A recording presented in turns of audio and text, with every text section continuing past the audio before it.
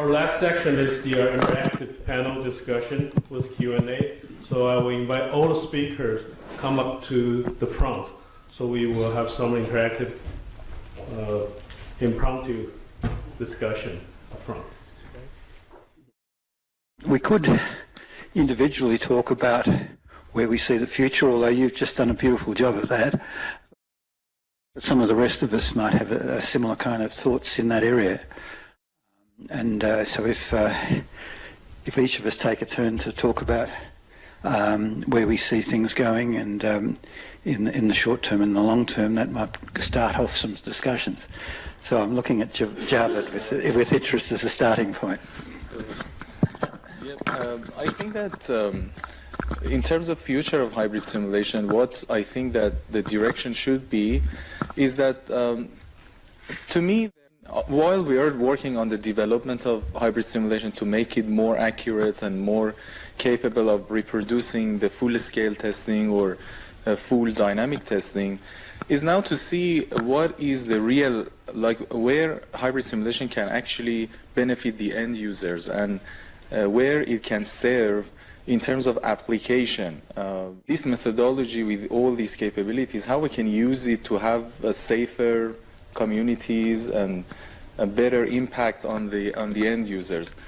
So personally, I'm not gonna do much in future on the development side of the delay compensations and development of algorithm on the control side, but more on how we can test or use hybrid simulation for, let's say, multi-hazard simulations when we have combined earthquake and fires, or combined earthquake and tsunami forces, or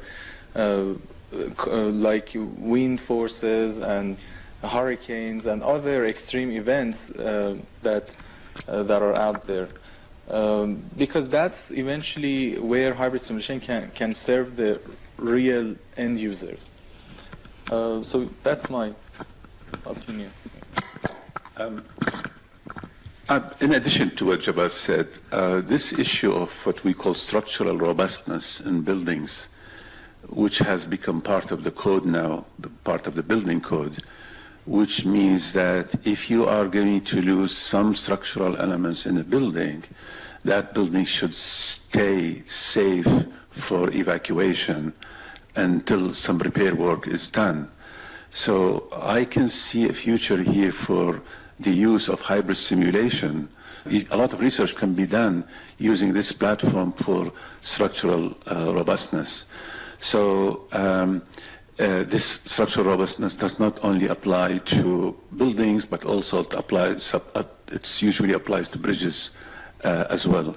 So Javad and I have been discussing this, and we would like to start some research work on this topic. Can I ask some questions from our MTS colleagues here, given the fact that you are in contact with a lot of clients who are interested in hybrid simulation? I mean, you have given us some examples of what the future is, where the future is.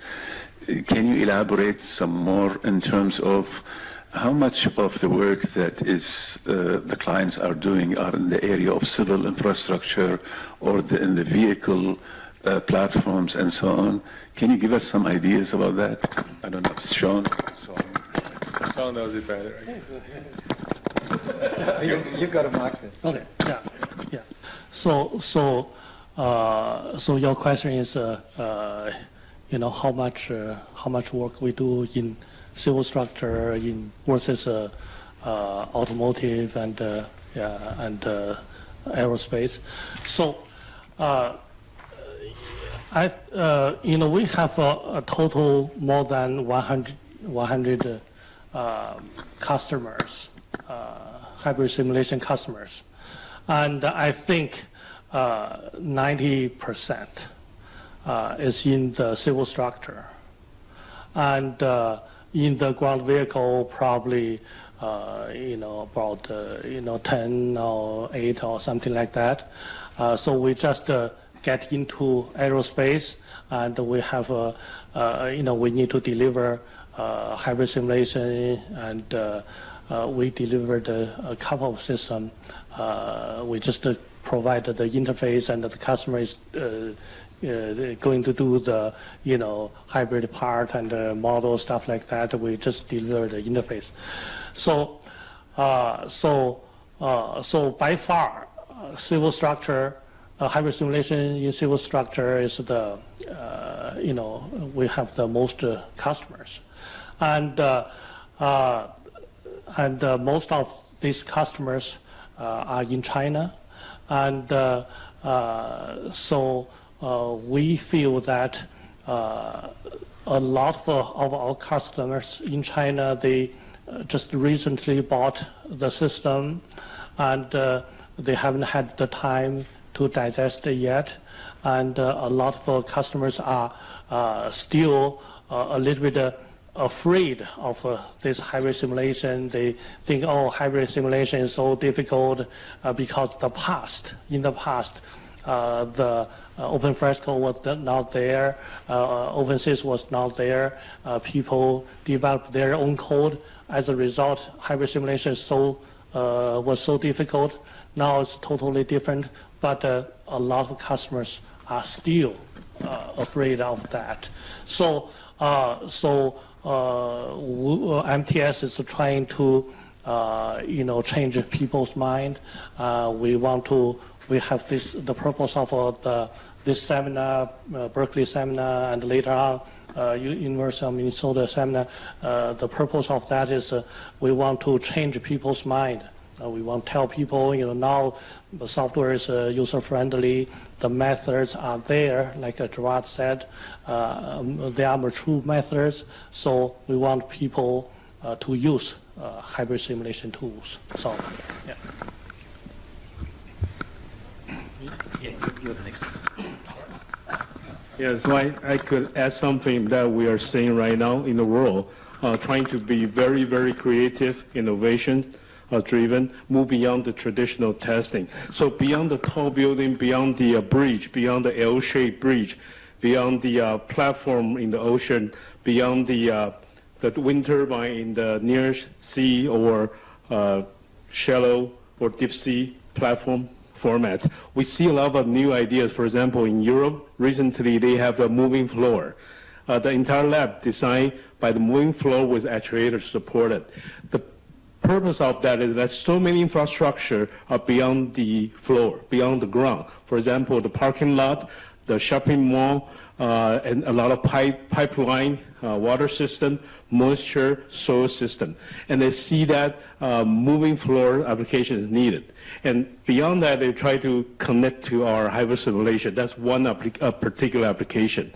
The other one, as Dr. Javad just mentioned, the tsunami effect, right? So one particular partner, they are developing the large platform of the shaker table, 16 by 20 meter, and then 4 8 by 8. But all of these are all under the water. And then they try to simulate the tsunami effect with the bridge movement, with the platform, the oil gas platform movement, and combined with hybrid simulation. So that promising thing, it seemed to me that there's no limitation, there's no bottleneck for hybrid simulation.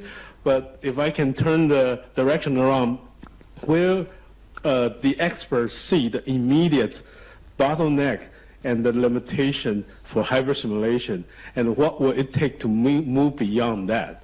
So if I can have that kind of intellectual exchange in return. Maybe, yeah? You want to take that? Or is that for us? Yeah, it's for us.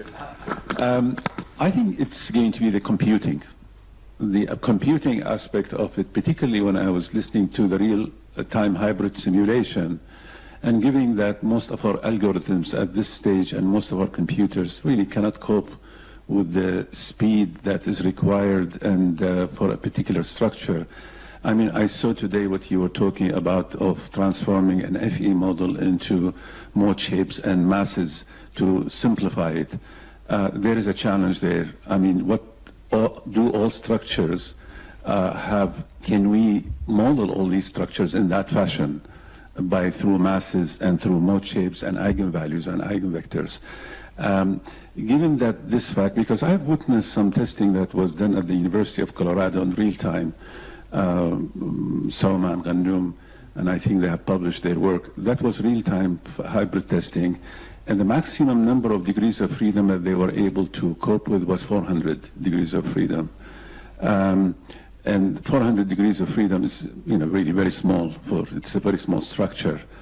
That is going to be, in my view, a limitation. So computing power is, in my view, going to be a challenge. I can add a little to that. If I go back into the days of being in the aero industry, and when we did the F-18 test, where we had a aircraft with real modes of vibration and several modes, there was a lot of work then in simplifying the many, many degrees of freedom of aircraft. And I remember every computer down at Defence at night was into a super parallel computer solving mathematical problems. And the problems they were solving was exactly what was just being said then.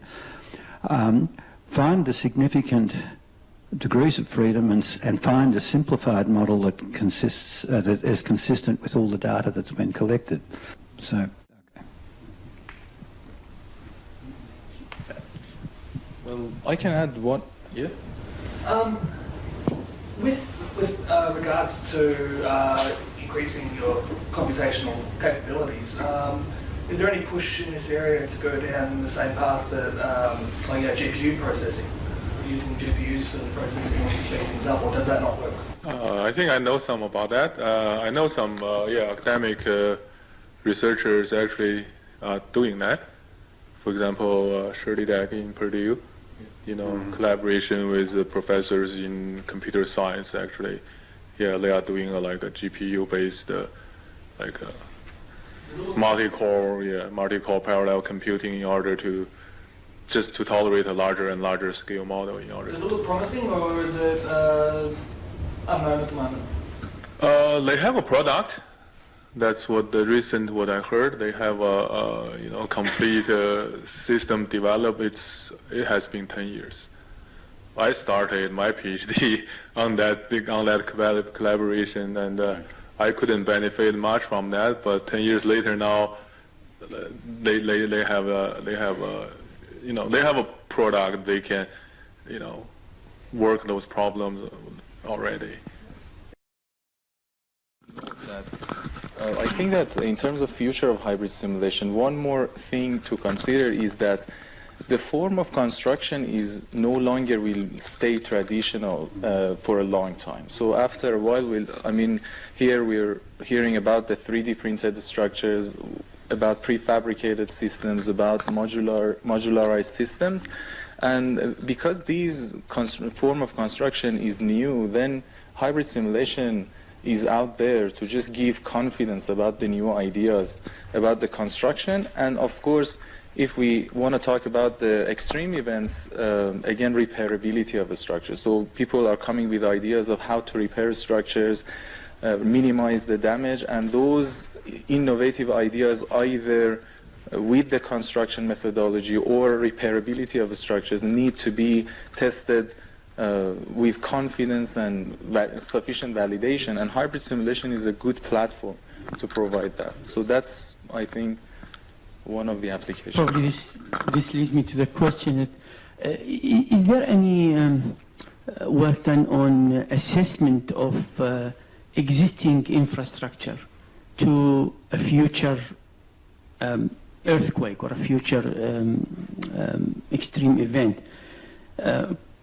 For example, I'm thinking if a very valuable building or a piece of infrastructure, if we can do some field testing just to measure a few of the parameters, important parameters, either by instrumenting these and then doing hybrid analysis to see the validate hybrid essentially to see how just to check the residual strength or the actual strength or actual resilience, and this is from the point of being prepared for future events, if that's the right way. I think that Lucas should be the best person to answer. They are doing in New Zealand. They're doing a lot of field testing, taking equipment to the field and testing them and doing the instrumentation. I think they are actually instrumenting an entire city, right, with all the grids on the ground. And yeah, so these data provide better confidence when we are testing our things to make sure that we are not far from reality. But yeah. The other aspect, which is also another one to answer your question, what pushes research is the need of the society. And what we saw is that, like the emergence in civil infrastructure of hybrid testing is when the NIS network was created following an earthquake in the United States, or earthquakes in the United States, where the Congress threw out a lot of money at research. And NIS has taken its shape and form, and they produce a lot of very significant work, and all of a sudden it dwindled down. There's no money for earthquakes. Now we're talking about tsunamis because of the tsunamis, Aceh tsunami and Japan tsunamis and so on. Fires, bushfires in various types of countries, terrorism effects, impact on structures and so on. So what I'm trying to say here is that the society reacts to disasters. It's not they do research in advance in order to avert such disasters. It's unfortunate. So what we really need is education. That we have to educate the public, we have to educate our politicians that these are real serious matters that the society or the cities, the country, and so on, they need to be prepared for. And there's a lot of platforms of research that can do a lot of good for that. So, for example, at Swinburne now we have got the smart city centers that kind of encompasses all aspects of the challenges that the society faces in the daily running, the society, I mean the population that runs into on a daily basis. So from the smart vehicles to bushfire effects on cities, from the infrastructures in the city, what happens if a disaster hits? How can the society, how can the authorities respond to that? It's all part of smart cities management. So it's education, in other words. Thank you. We will conclude the interactive discussion panel section. Let's give a big hand for all speakers.